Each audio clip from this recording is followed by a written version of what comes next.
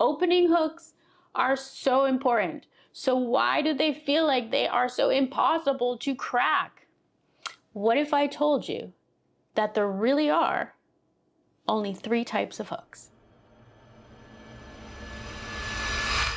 Hi, I am Darren, a Writers Guild Award-winning creator and producer who got her start right here on YouTube and then built a 6-figure content business.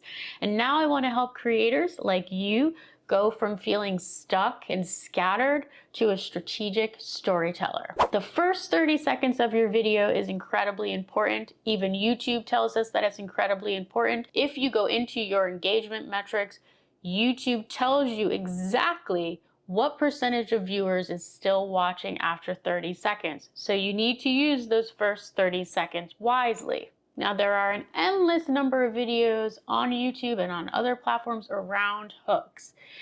And it can be incredibly overwhelming, all of these different tactics that one can take. So I thought that I would boil it down to just 3. I've got 3 different hook tactics that you can use to use storytelling to connect to your viewer in those first 30 seconds. And also think about how that choice of hook impacts the storytelling in the rest of your video. A good hook grabs their attention, yes, but it also sets up the problem, sets up the stakes, and sets up the urgency. And when I say urgency, I mean, why does it matter in the viewer's life at this moment? Why should they care? I write scripts and screenplays. One of the things I have to do when I'm writing a pilot is I need to create a teaser scene.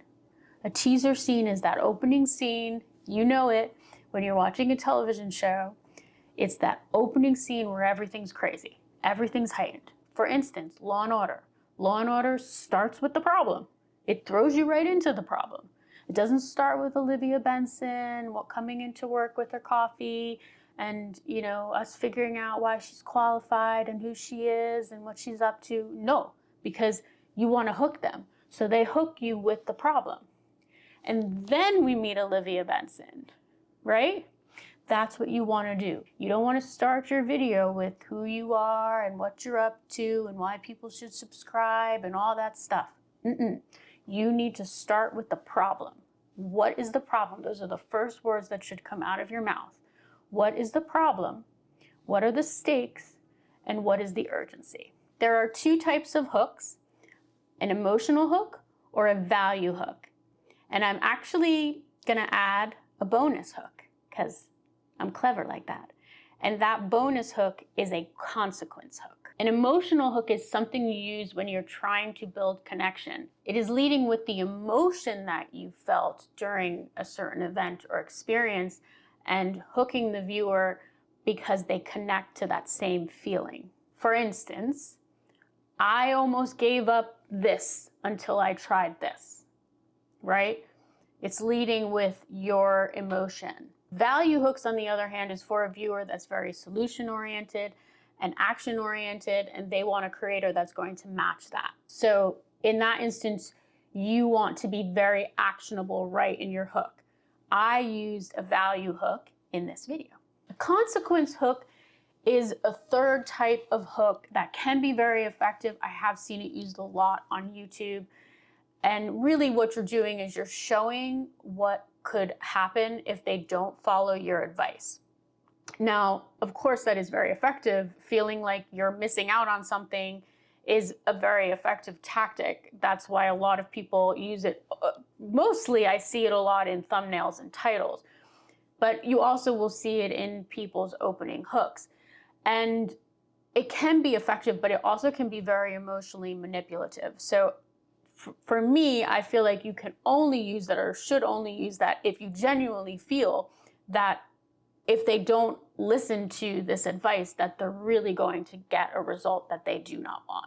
Whether you chose a value hook or you chose an emotional hook or you chose a consequence hook, that will really impact your storytelling. If you chose an emotional hook, then most likely you are leading with your personal story. Maybe it's even just one personal story that you're telling in this video, one experience that you had, or maybe you're giving actionable takeaways that have worked in your life personally. It will be driven by what you experienced, what you learned, how you applied a solution in your life, and how your viewer can apply it in their life. If you led with a value hook and you're more of a value-based creator, then it may be less that you're using personal examples from your own life, but it is still about deepening the relationship that you have with the viewer.